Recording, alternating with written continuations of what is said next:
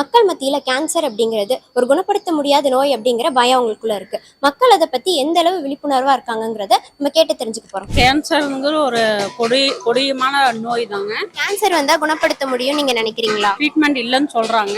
நாங்களும் எங்களோட சொந்தக்கார வயலையும் பார்த்துட்டோங்க. ஆனால் கேன்சருக்கு குணப்படுத்த முடியாம போய் சேர்ந்துருக்குறாங்க. அதனால கொஞ்சம் இனி யாருக்கும் அந்த மாதிரி இது வரக்கூடாது. கேன்சர் குணப்படுத்துறது தான் முன்ன மாதிரி எல்லாம் கிடையாது. இப்போ எல்லாமே ட்ரீட்மெண்ட் இருக்குது.